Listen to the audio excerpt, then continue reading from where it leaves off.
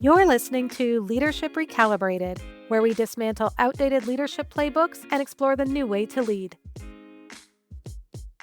I'm Lori Lalonde, founder of Her Executive Ascent, and I created this podcast because I was tired of hearing the same recycled advice about what it takes to be a good leader. You know the scripts: be more confident, lean in, develop executive presence. But what if those scripts were written for a leadership model that no longer works? What if the future of leadership looks less like commanding authority and more like strategic influence, emotional intelligence, and authentic power? Each week, we take on the questions most leadership programs avoid, the power dynamics nobody teaches, and the decisions that actually shape your career. This is where you stop following the old rules and start designing the leadership career that fits who you are now and where you're going next. Let's recalibrate.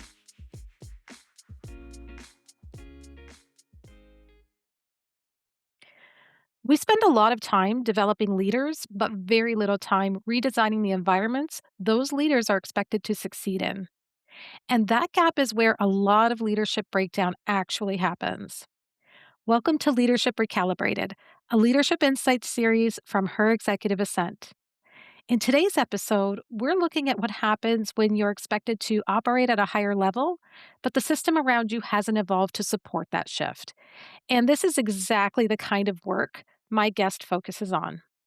I'm joined by Yvonne Jackson, a strategy, talent, and AI governance advisor who works with leadership teams navigating misalignment and rapid change. She helps executives clarify decision authority, align talent and strategy, and build operating systems that actually allow organizations to execute.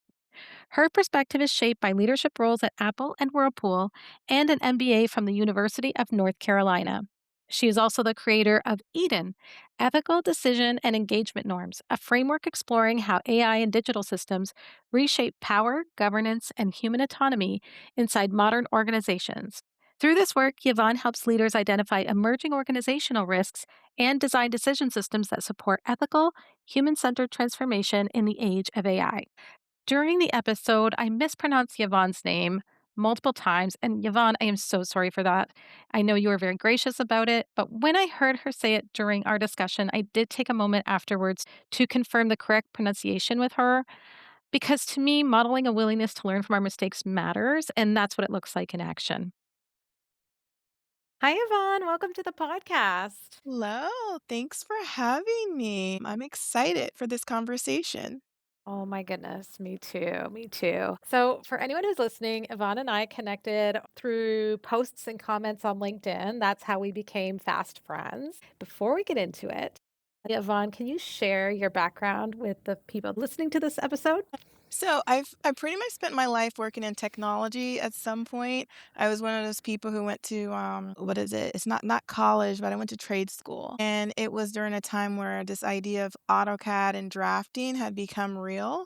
So I graduated from high school like working in engineering companies, like just drafting small things, and that somehow created this whole pathway in technology.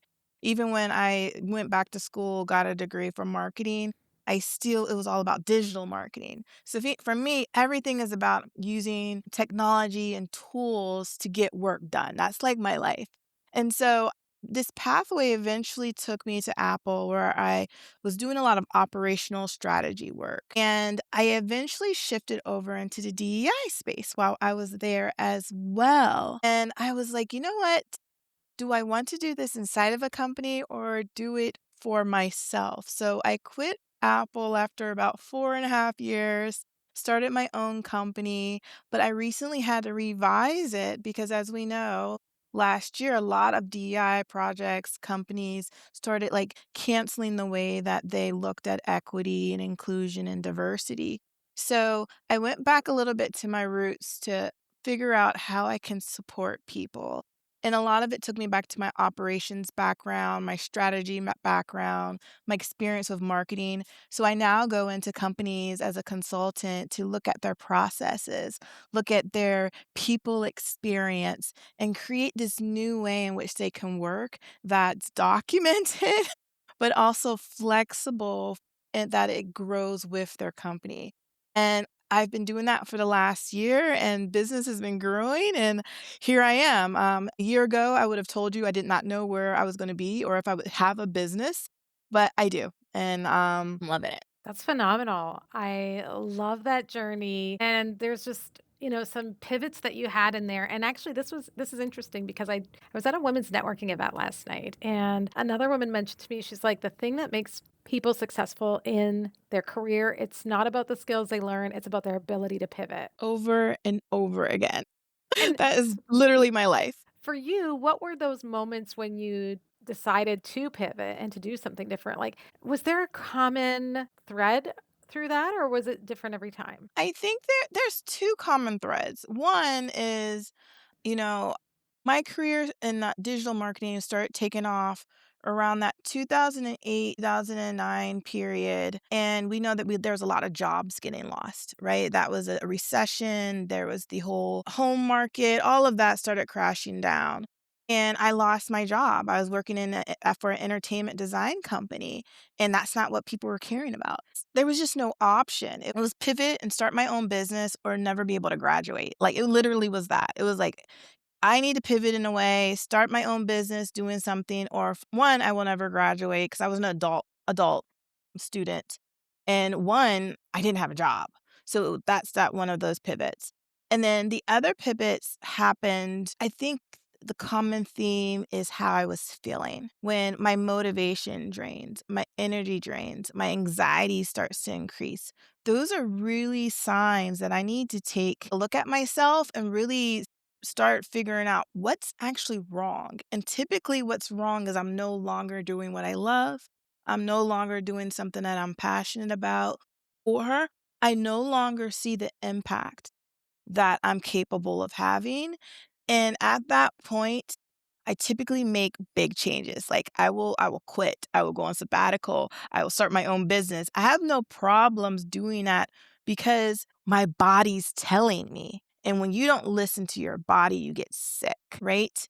And especially once had my daughter, it's just me. As you know, I'm a single mom by choice. So if something happens to me, I can't do it. So a lot of my decisions has to do with me understanding my body, my stress level, and what is gonna keep me healthy, and I would pivot based upon that, and I always seem to pivot into the right place. That's awesome. And that's something that I think so many of us can relate to as far as we know our bodies telling us one thing, Mhm. and what you choose to do with that information could be something completely different. Yes, and then that's how sometimes people get into that cycle that it never gets better, right? It never gets better, and they're like, "Why is change never happening to me?" Because we decided not to listen to our bodies and listen to other people or listen to our fears first versus overcoming them and said, "No, I have to take care of me." If we can't take care of ourselves, especially for me being in equity work, people work, how am I supposed to help any others if I'm not okay? How do I take care of my daughter if I'm not okay? So that is just a rule for me that I have to be okay if I'm going to be productive, if I'm going to be ambitious, if I'm going to reach for the stars, I have to be okay. Yes, I love that. My daughter, she's 30 now, so she's an adult, and I've already made all the mistakes that I could make as a parent. She actually did not want to even think about going into corporate because she saw what I went through. And Mhm. I've mentioned this previously as I've always been, well, previously ran my career in fight or flight mode, and I didn't always listen to the signals, right? It was something that was very scary for me to even consider, do I take the risk of going out on my own? And, while I'm supporting, I have 2 children. One's a boy and he's 31 now, thankfully. They're adults. But at the time, I mean, I can relate. Single Yeah. mother, 2 babies and trying to just make sure that we keep our head above water. That was the situation I was in. So, it wasn't until I was about 10 years or so into my career before I actually dipped my toes into the consulting space. So kind of Yeah. stepped out to do that, but then fortunately was working under another consulting company umbrella. So they Mhm. would seek out the contracts and just pull me in. So there was some comfort in that. This time, I'm at a point where I listened to myself right away, listened to my body, listened to the signals, walked away, building my business, have it going now. And I don't have that same fear that I did back then. So definitely, still experienced similar signals of my body saying you need to do something different or this isn't for you. And the difference between listening and not listening is like night and day because I've never been happier. Yeah, yeah, yeah. When I listen, the transformation takes or the issue solved sooner too is what I look at. So when I'm able to stop, pause, think what's going on, take inventory of my body and everything, me getting better takes hours or a day. Versus back when I didn't do that, and I could be out of sync for months. You know what I mean? Oh, Literally yeah. months, Yeah. dealing with anxiety or depression or something like that. Months to get me myself back. So now when those hiccups happen or something doesn't go right or I make a mistake or just uncertainty happens, I'm able to like really get back to myself in literally amount of in hours, right? Or a day or a weekend, or I go outside or I do an activity to get myself out of that state. So for me, it's like it makes sense. Don't be scared when you see it, do it, because if not, you're going to be in that space for so long and it's harder to climb out of the dark holes, right? When you've been down in that cave for too long. So my thing is I can't go down there. I can't go down there. I can't go down there. I can't stay very long. I need to stay up here and it's intentional, like, I have to work at that. It's not like it's an easy thing to do, but I know it's the right thing for me. As you're listening to this, the question to sit with is whether you recognize your own signals. Most leaders don't struggle because they lack capability.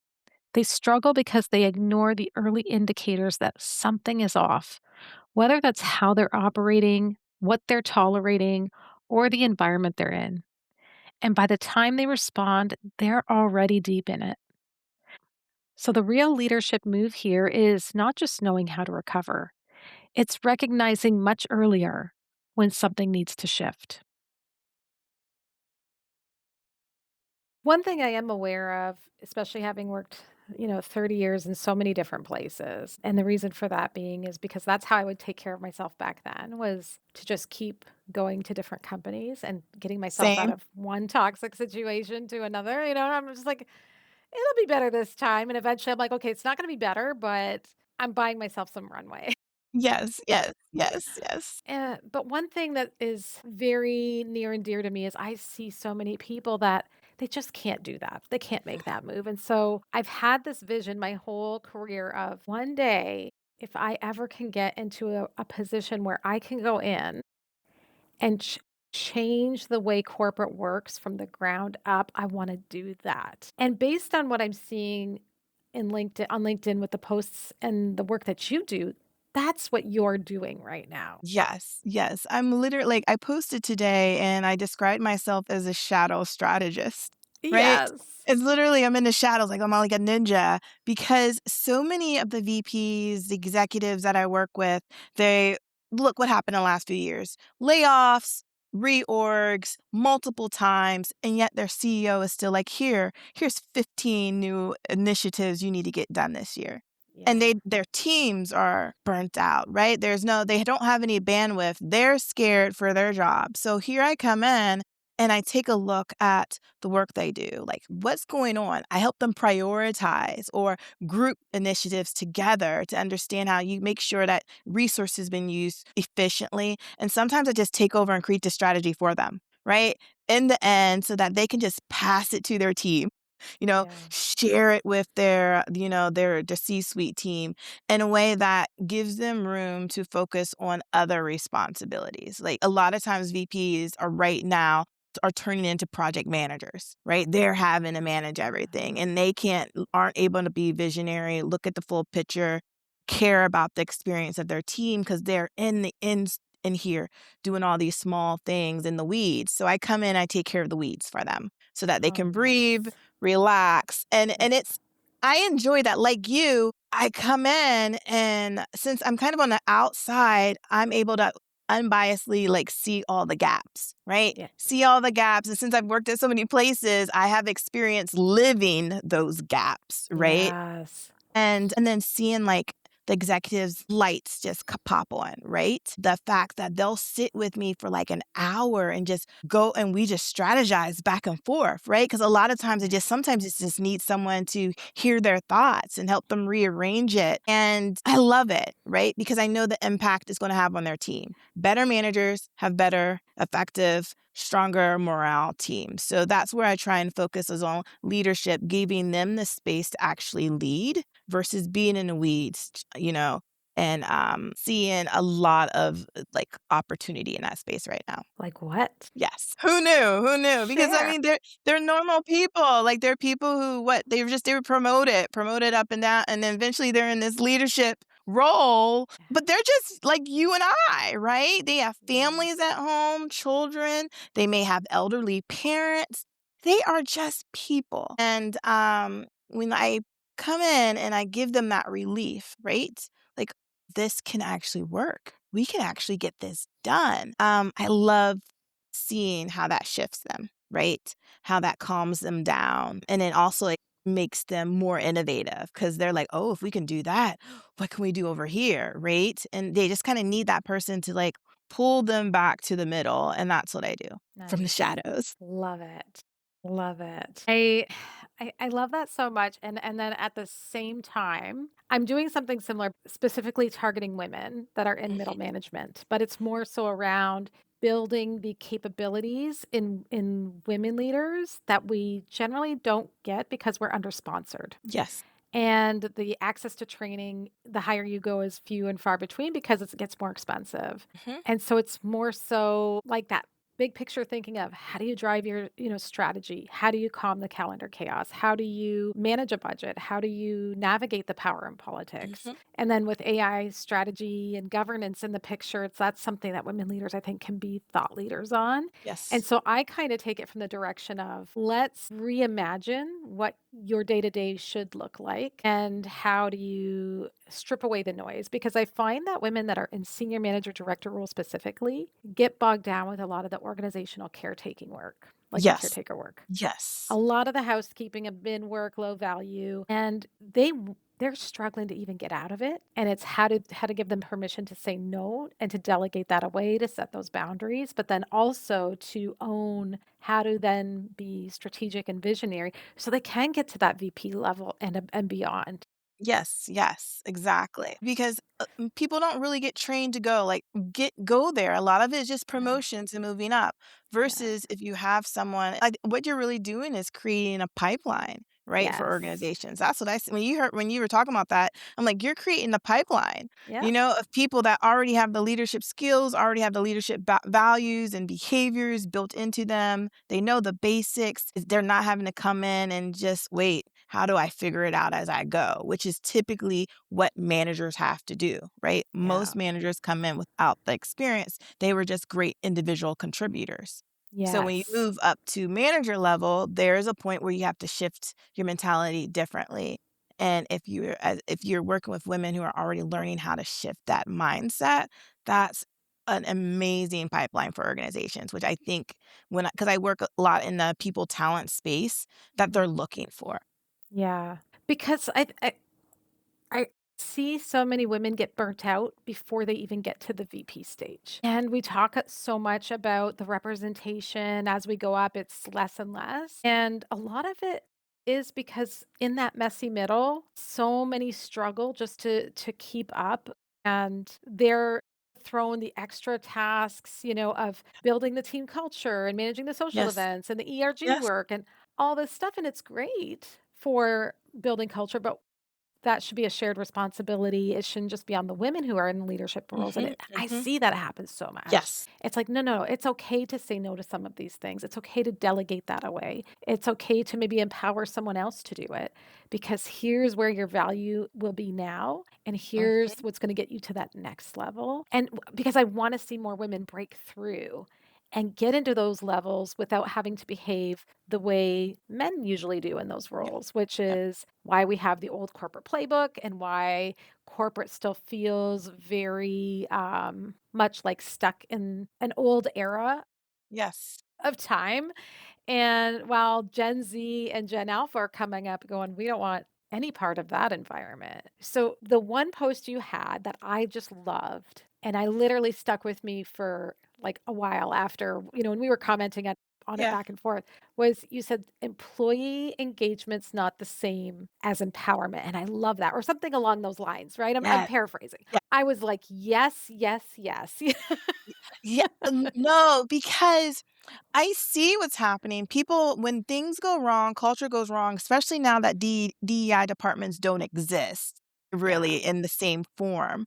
It's now this concept of let's improve the employee experience. Let's get them engaged because they're seeing their engagement scores going down. They're seeing people pull back. So let's just focus on engagement when it's more about the process. It's more about empowering people and giving them autonomy to do work. There's other things that need to be done alongside engaging them if you don't want it to just turn into performative theater, right? That's what I hate. It just becomes theater.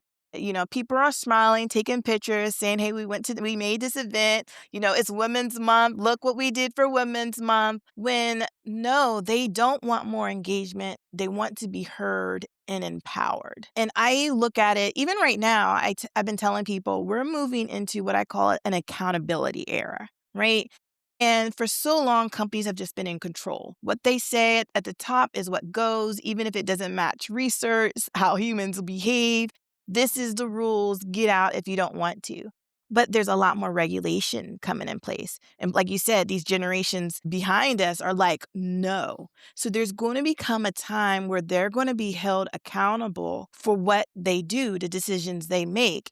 And they should be figuring that out now proactively, right? Yeah. And some of that is, again, how do you empower the women? How do you empower those who have been historically marginalized in your groups? And you empower them by giving them resources. You empower them by giving them training. You empower them by allowing them to be part of the decision-making process. And when you do that, that's when culture shifts. Culture, I feel, is the byproduct of actually the processes and the best practices in your organization.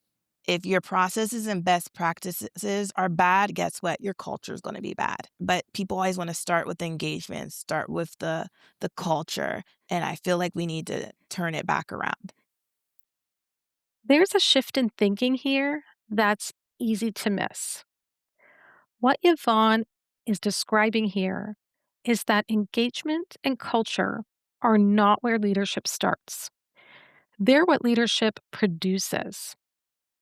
If you're looking at your organization and questioning engagement or culture, step back and look at how decisions are being made, who is included in those decisions, and what people are actually empowered to do. People don't engage with programs, they engage with how the organization operates. And when they feel empowered, they become more engaged.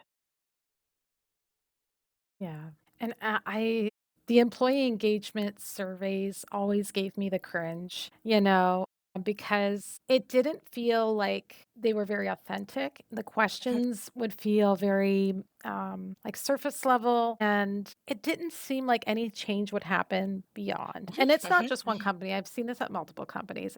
It would become the running joke at a company. Like every time the employee engagement survey would come out, it became fodder for the people that were Yes, filling them out.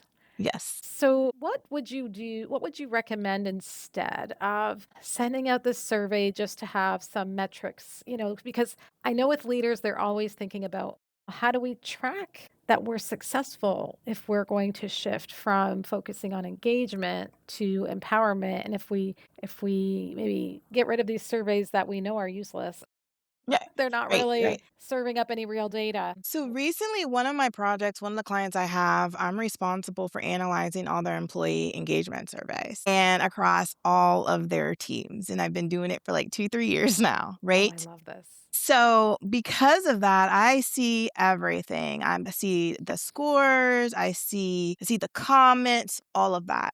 And what I found is that after an engagement survey is completed, no one actually does an analysis on it. No one actually does the analysis. They say they've done the analysis, they have not done the analysis. So I've actually created a process of how to evaluate employee surveys based upon your sentiment and attach those to actions. And I do that by looking at the scores and figuring out which of these sentiments are actually the driving lever for that company and for their success. And I rise that to the top because a lot of the sentiments don't matter, to your point. Some of it don't matter. We doesn't really influence anything, but there are some core areas that if you dive deeper and then you match it up to comments, so much data arrives. So I've actually found a way in what I've done for them of translating those scores, those surveys into actions to the point that when I give the analysis and report, everyone goes, "How did you know that about that team?" Because it sounds like I actually worked inside that team, right? And with me never talking to anyone, I've just been looking at what everyone's doing and saying, I can actually say, this is what's wrong with this team. This is probably what's happening. This is probably why this score is done. So I feel like the analysis is what's missing. No one's actually doing analysis. They just look at the score and said, hey, we got a 70 out of 100, woohoo. And then, to your point, they don't connect it to an action, and then they don't share that action with the managers for them to implement. So if you're not going to analyze the data, attach it to action, or share it out to managers to actually make changes and provide guidance, don't do the surveys. Yeah. You know what I mean? That's my thing. Surveys actually can work if you do all those things. The issue is most organizations don't. It is just, hey, every 90 days or every, twice a year we do it. And if you don't do that, yeah, throw it away. And if Yeah. you throw it away, you're going to have to implement something new. And what I see as implementing something new has to do more with empowerment, right? Sitting down with groups, focus groups, not just listening to them, but asking them to help you make that change and based on their comments and their ideas, actually implement them. Right? And most Yes. people only do focus groups to listen. They don't actually ask for advice. And that's why when I was doing the surveys and analysis, when I read the comments, my client would be like, I don't understand why they're having this issue. And I said, oh, well, your employees actually already told you what to do. Yeah. It's in the Right. comments. I can go into the comments right now. You say you need me. You really don't actually need me because the answers are actually in the comment section, Yeah. but no one's reading them. But because again, I'm that shadow strategist, I can focus in and do those deep dives that the VPs and people can't do. But most companies don't have that person. So yeah, that's where I see it. If you're not going to do it, you need to be doing focus groups that aren't for listening, but for them to actually bring the ideas, and then you take those ideas and you implement. If you don't implement the ideas from your employees, you are going to just recreate the frustration and the problem over and over again because they're telling you and now you're just being stubborn. And being stubborn is expensive. Like it's expensive. And so that's my thoughts around that whole thing. Yeah, I agree. I'd say, and this is a pet peeve of mine, the return to office. So people have voiced their displeasure with that or their ways that it would negatively impact them. And people have included it in surveys. So first they start by voicing it, then they include it in the survey. And then when nothing changes, they leave, Yes. I right? don't even know what to do with the return to office. I don't really understand it. I don't understand the companies. I really don't understand what it is.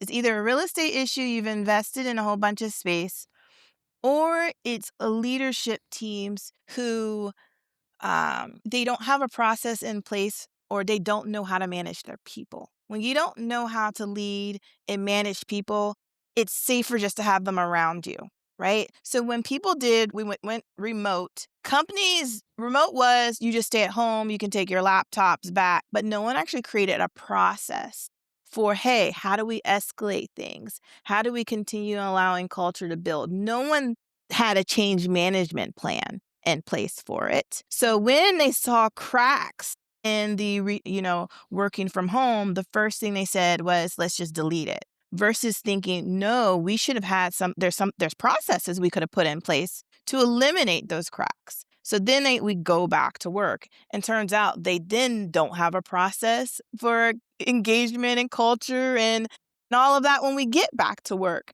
So it's a weird space that I don't know if it's ego, I don't know if it's fear, but I really don't think it makes sense for most organizations who need specific experiences, right? There's some places that, yeah, being in an office works is just part of the way the business works. But for organizations, especially tech companies, if you need a specific experience set, work skills, that person probably does not live in that city where you're at. So, would you rather say no to an experienced hire who does exactly what you did because they want to be remote? Or do you want to spend the next 6, 8 months or a year with no one in that role? Again, Right. for me, that's expensive. So, a lot of times when I talk to clients about their return back to work, I'm asking them they have to choose their trade-off. If you're gonna do X, you're gonna have to trade off Y. Are you okay with that trade-off? And so it's a question they've never been asked. There are trade-offs for deciding to go back into the office. Are you prepared with losing people? Are you prepared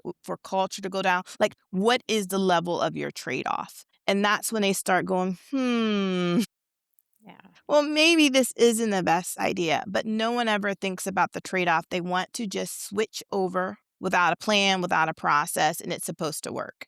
And we Yeah. know it doesn't. Yeah, I have so many feelings about it because, I mean, varying from company to company or leadership team or per individual, there's so many different reasons. And a lot of them are around financially for like real estate, tax breaks, so that they can Mhm. claim that space, ego. I recall being in a leadership training, and one of the things that we got to do after a day of training was have dinner out at a restaurant, and each of us, like there was like a group of like 5 or 6 of us in the leadership group were put with a C level. And the C level that we were put with was just talking about how he can't wait to implement full return to office. Just And I think excited. he was sitting with the wrong people because each of us we were grilling him hard on this.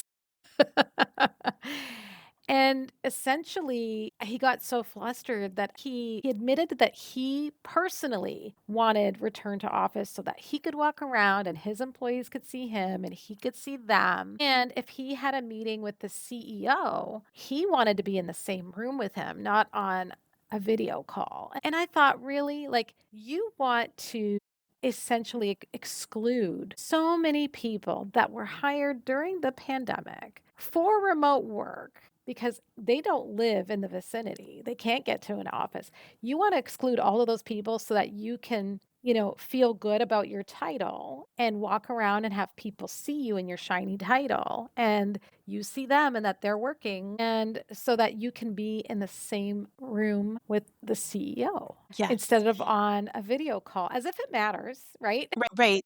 Somehow it does for this person, but it was like, wow. The ego on that surprised me, and and we challenged that quite a bit with him to the point he really wanted to change tables. Like, he was like, Mhm. "I don't know who sat me with this group." Yeah. They Like, don't think, for me, the biggest piece that really concerns me is the fact that, especially in the US right now, there are states that aren't safe for all demographics.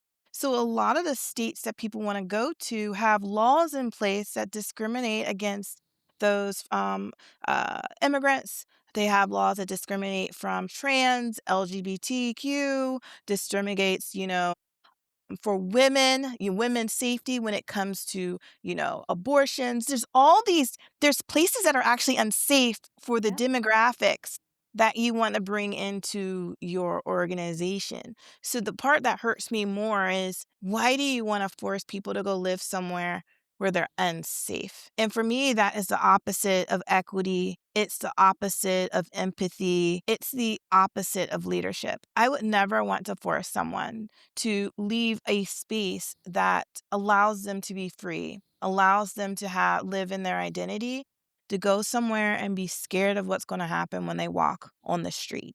And I don't think those things come up in these meetings. I just don't think anyone's saying this. And that's why I think my DEI experience, because I'm able to come in here and not say it's DEI, but I actually can look a little deeper and be like, hey, it's even worse than this, right? This yeah, is what you're asking people absolutely. to do because they're not looking at it from an empathy safety lens at all because they may not sit in that demographic. So it does not, doesn't hurt them. That cuts deep, and that is definitely a lens I myself haven't even considered because I live in Canada, and I have the awareness that those policies exclude instead of include, and I have different examples, but that is a powerful one. And, like, I have goosebumps right now because, wow, what kind of a trade-off is that for somebody to Yes. have to make? That's an impossible choice. Mhm, mhm,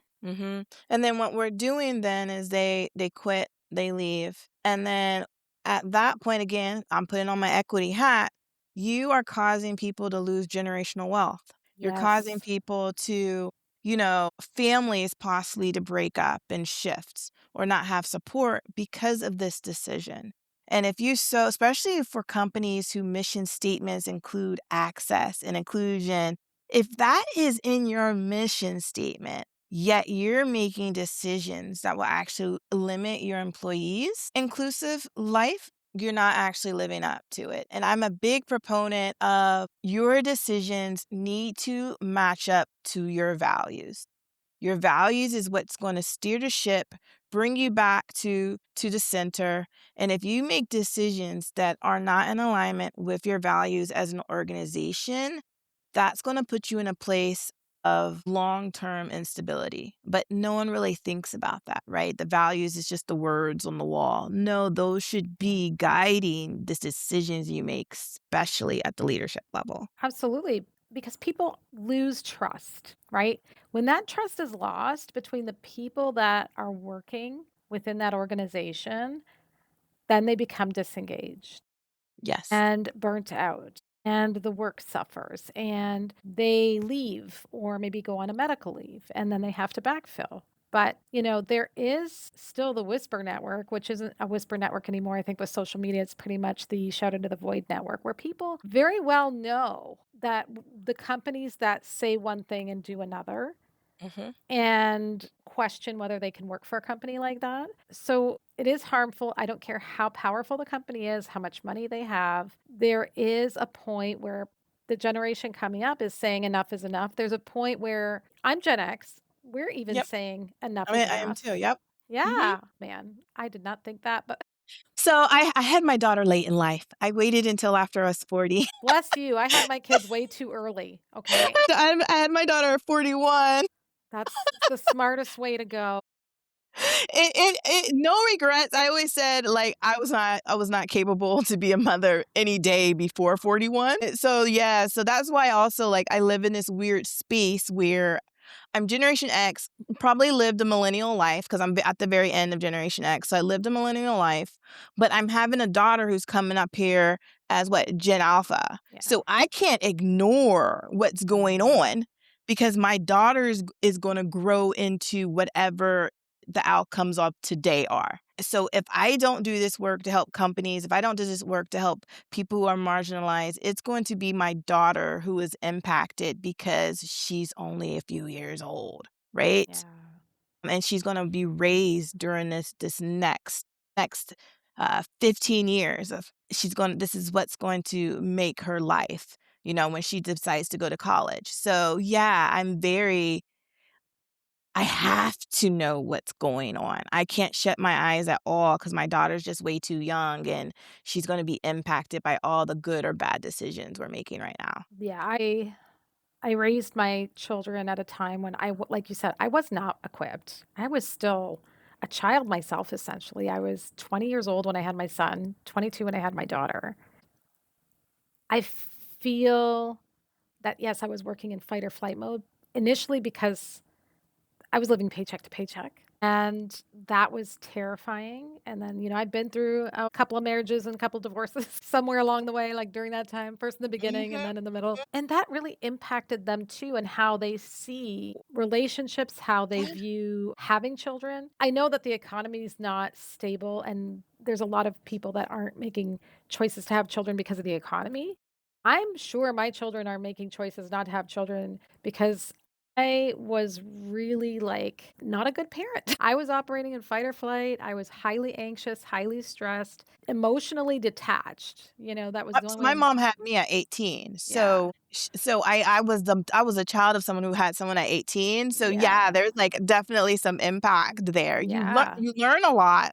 Trust me, a lot of my work yeah, ethic comes from that, but there is a different mindset going on. 100%. And I feel now that my daughter is at the stage that she's at, even, like, I think when she hit her teen years and then up, I felt more so she was teaching me what Mhm. she needed and how to show up and how to be for her. And as an adult now, she is teaching me how I need to show up for me in this stage of life, right? Because she I sees kinda love that for you though. she's amazing, but oh my god, she shouldn't have to parent me, but she is. She is wise beyond her years. I absolutely adore her, but how unfair is that, right? Mhm, And so I see that generation has a challenge enough as it is to find stable work. She works for mhm, herself. She's just yep, she wanted nothing to do with corporate. She works for herself. But no sense of wanting her own family. She just is in survival mode of I just need to be able to pay bills for me. And I don't yeah. have any bandwidth for anything or anybody else in my life right now. So the fact that she's able to consciously make those choices, where when I was young and growing up, I'm just same as you, it's like I felt like I was just in party mode, living my best life after breaking free from like my immigrant parents who were Yes. they were very strict. So when I had that first. I was raised by very sh I was raised basically in a religious cult. I had it was, like, a lot going, so once I kinda disconnected from that, it was like, "Oh, Yeah, the world is mine. same. Oh The my world is goodness. mine." I Yes. look back and I'm like, "Oh god, the stories I'm gonna have to tell this child of mine." Yeah. But and I think it is part of the reason why I ended up waiting so long is that I didn't even have a I thought of children more as a social construct. I'm a woman. So yeah, I would eventually have a kid, but I never thought about it in like real life terms, like right now, you know? And then it was like 39, 40 when I was like, "Oh, wait a minute. I might want to jump on this." And I ended up so I had my daughter, solo. So I had her solo during COVID. So Mm. that was a whole other thing. So when we talk about the pivot, I actually pivoted and left Apple when my daughter was 1 years old. Wow. Yeah, she was 1 years old, and I moved from Silicon Valley to North Carolina, cross country with her, with just, what we had. I sold everything. So I made a huge pivot when typically I wouldn't have done that because my child's so young. Like, why would you do that when she's 1? Like, shouldn't you be doing all the stability stuff? And I just was like, I can't do this. I can't do this. I can't do this. I need to leave California, COVID. I need to be back on the East Coast. I need to, like, get in a different mindset, and I quit my job when she was 2.5, basically. So, the decisions but I would have been able to make these decisions when I was younger, probably not. But now that I'm older with her, I know that I've always gotten up off the ground. So why would I lay on the ground? I'm going always get up. I fall quite often, but I've always gotten up and did better. So, Yeah. and that's the kinda mindset I have in my 40s now, mid-40s is like, my whole life I've gotten up off the ground. So, I need to stop thinking I'm gonna fail every time I make a mistake, and you probably hear that a lot with the women that you work with, right? Oh, yeah. They feels like they're failing and failing, and even my business coach has to tell me, "Yvonne, you have gotten up every single time. That's a pattern." And it's a positive pattern. So start shifting your reality to actually match the pattern you've already set for yourself. But it's hard, especially because if you're in like, fight or flight, survival mode, to actually take inventory of the successes you've actually had in life. Yeah. That's an important message, I think, for all women because we do discount what we've done. We don't give enough time and space to celebrate the accomplishments that we've had. And we attribute it to, well, just everybody knows this or luck. We never attribute it to ourselves unless someone's there to point it out and say, actually, no, no. This is because you went through all this education and all this experience, and now it feels second nature to you because you've been living and breathing this, but this is how many years it took to get here. And again, mid-40s, and I still struggle with that. Like, that's the conversation I had with my business coach yesterday. I told him, like, I had something good like, my client wanted to extend something and do more work with me, and I did not feel the need to celebrate that. In fact, I did not even look at that as an accomplishment. Like, my mind did not interpret that as accomplishment. It just interpreted as, well, it has to happen, right? Yeah. Like, I did it, okay, but I did not view it as an accomplishment of how well I've worked with them in the past. For them to want to give me more work means I must have done great things for them, had great impact, but I wasn't allowing myself to see that. It was just, "Okay, another check on the box. Okay, I got another client. I got an extended product," because I need that to, pay my bills. My daughter's still in daycare. Right? That's something since my conversation last week, I'm intentionally right now working through acknowledging myself, acknowledging my successes, acknowledging my accomplishments, because I know I don't do that. I don't take the time in between. I just jump to the next thing that I believe. And like you said, you just think that doesn't everyone jump to the next step? Yeah. Doesn't everyone like hit their goal and go to the next goal? Like I just thought that that's what everyone does, and turns out no. No, no, especially men. I mean, they will, you know, grab a megaphone and share every small accomplishment, everything, every accomplishment. And I have a fun example of this at home. So, my partner and I have been together for 15 years. He works at BlackBerry. No, we are pretty good about doing stuff in the house where he'll do his part of things and I'll do my part of things. But sometimes, like, I will, when things get busy, I let things slide. So maybe the dishes don't get done like that Yeah. day. That's going to wait till the next day.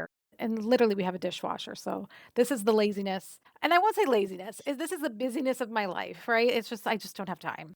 I understand. So if he picks up the things that I normally do, he will come downstairs or wherever whatever room I'm in and he will announce, I did the dishes. I vacuumed the living room. I mopped this or like every little thing. But when I pick up his side of the things, I don't do that, right? I Yeah, don't I yeah. don't go and There's no announce it. announcement. I just do it. It's just done. But he will, like, everything announce I walk the dogs, and even though he walks the dogs every day, and I know he walks the dogs, I walk the dogs, I fed the dogs. So, I'm like, that's the mindset we need to start sharing with them. So, what I would do to him is the same thing. It's like I started doing it back to him, and he got Oh my so goodness. annoyed. And he's like, "Well, what do you want me to do about it?" I'm like, "Nothing. I'm just letting you know. I changed the bed sheets. I dusted this room." And it was just and he got so annoyed. But when he did it, it was a big deal because it was stuff that he felt he shouldn't have been doing, but he Yeah. just did it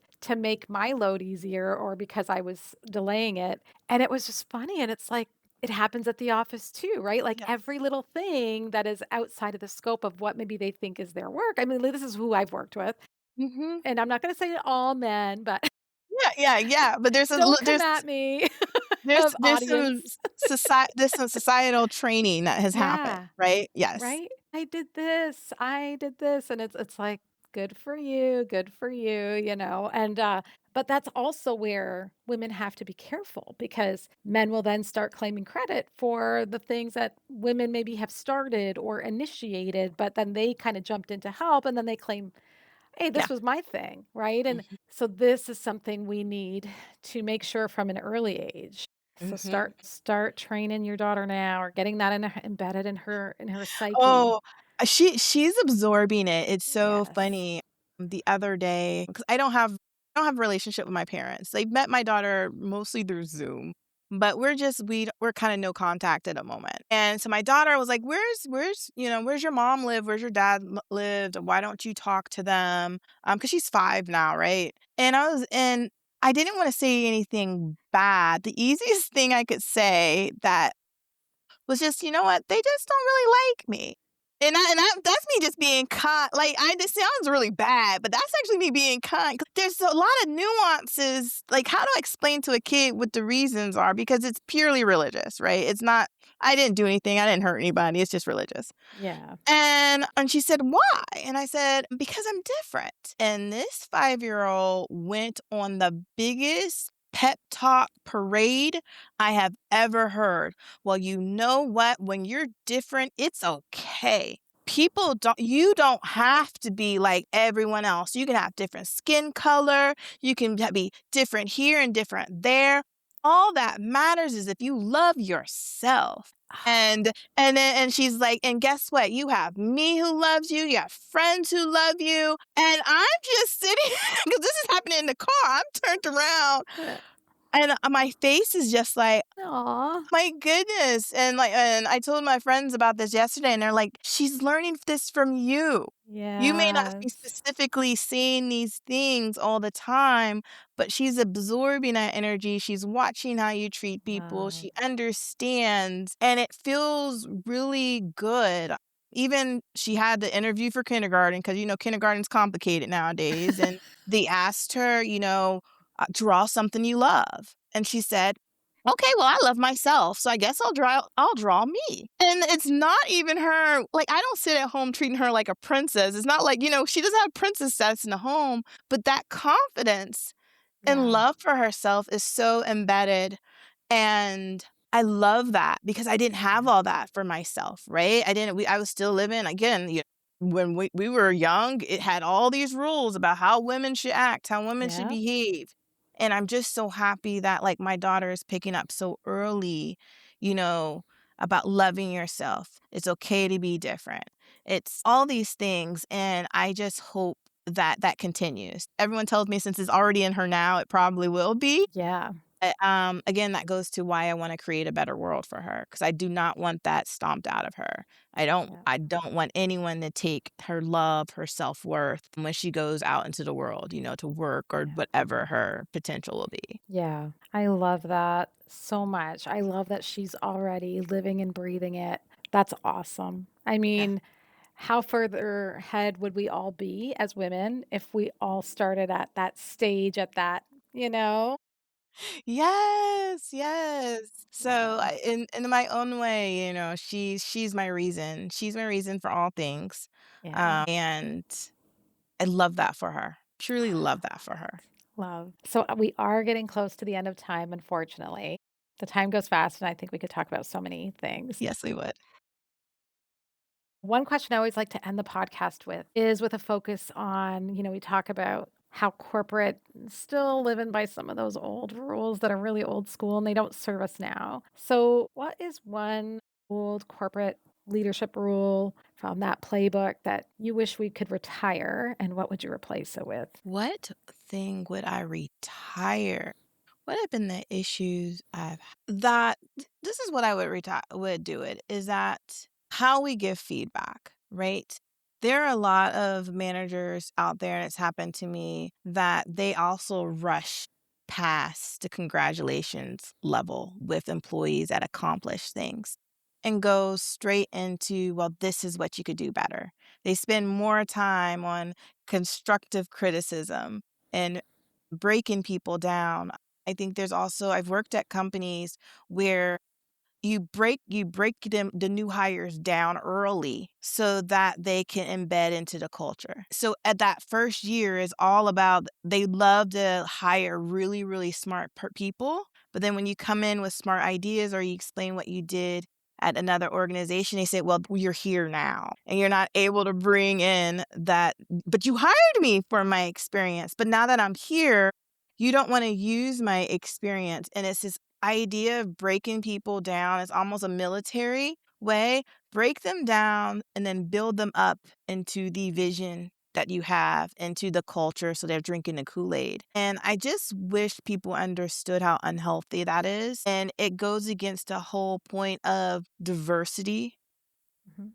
of experience and of thought, because everyone talks about, well, there's diversity of thought. It also breaks that down, and what you do is you bring people in who have the experience, and then now they have to deny their experience. They have to deny who they are to prove that they are part of the culture. So that's the thing that I would want organizations to understand. When you bring people in based on their skill set, what they do, allow them to use it.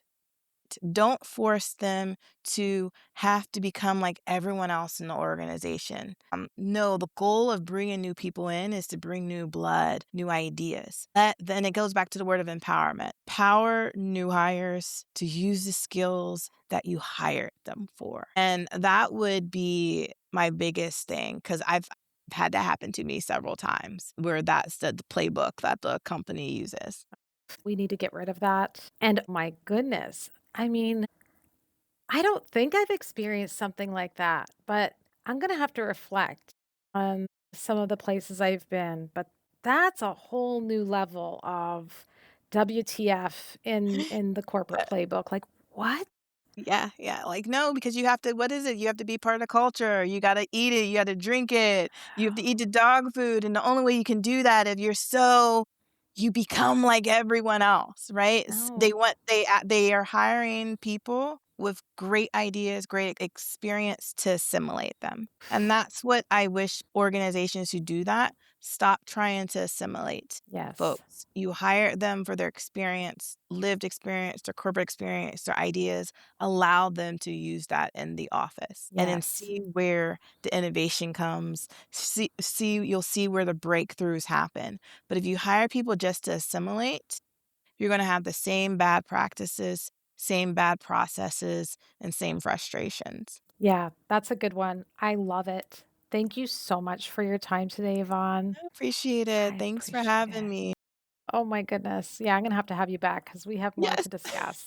I know, and I have all the thoughts, trust me, I have all the thoughts. I spend a little bit too much time Love talking it. to myself about these things. Well, I'm giving you an outlet. You could talk to me about it and you could talk about it on my podcast with Yes. our listeners, and then we can ask them to like send in their questions, send in their comments. Have they experienced anything like this? I want to hear because I know people Yeah, have. yeah, Like yeah. I worked at too many places to know. I know that a lot of everything we're talking about, people have experienced in one Mhm. way or another, and people are afraid to say it out loud. So, you know what? We're going to say it for you. Yes. We're going to say it for you. That's what this podcast is for. Mhm, mhm. Yep, I love it. I love the fact that now because working for myself, I can see what I need to say, right? Yeah. I don't have to hide myself. People hire me for what I am and what they see versus Yes. there's no more assimilation for me. There's no more having to be a perfect cultural fit. You're gonna Right. get this. With this, I already have empathy. I already have equity embedded in me. So no matter what, it's gonna be an enjoyable experience for folks. So I hope that's what people see when they hear me talking. Yeah. Yes, I'm gonna say what I want, but guess what? I actually do have you in mind when I'm telling these stories. Yeah.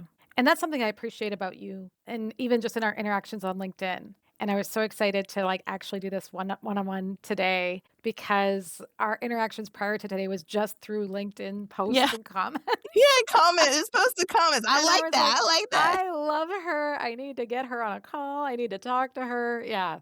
And that's what we want, because that gets people excited, engaged, motivated, like we're working towards a shared mission, but we're all bringing our different unique experiences and it just makes things so much more richer and And I just want people interesting. to know they can get here too. You can get Yes. here too. Yeah. Right? Because I didn't have a silver spoon. I didn't have a chronological order of life experiences. It was all which way and this way, but I got there. And so for those who think they'll never get there, they'll forever be in flight and fight and survival mode. You don't have to be. Yeah. We want to change that. So we're going to change that. Yeah. There's a clear shift underneath this entire conversation. Moving from engagement as something organizations try to create to empowerment as something they enable through how decisions are made and who is included in them, and ultimately into accountability for the systems leaders choose to build. That perspective and the work Yvonne is doing with leadership teams to identify risk and design decision systems is incredibly relevant right now, especially as AI continues to reshape how organizations operate. If you want to learn more about Yvonne's work, you can find her at socialedg.com or connect with her on LinkedIn. The links are in the episode show notes. And if this conversation resonated with you, her Executive Ascent offers a leadership accelerator for senior level women preparing to operate at the executive level, strengthening judgment, influence, and decision authority that is desperately needed to lead in complex AI driven environments. Thank you for listening, and I'll see you in the next episode. The leadership advice that got many women this far will not necessarily get them where they want to go next. This phase of your career is not about working harder. It's about working strategically by deciding which rules still apply and which ones you are finally ready to outgrow. If this conversation resonated, stay with us, subscribe to the podcast, and join me here every Sunday for new episodes. And if it gave you language for something you've been carrying quietly, share it with another woman in your network who needs to hear it too. Until next time, lead with intention, question everything, and change the rules for the better. I'm Lori Lalonde, and this is Leadership Recalibrated.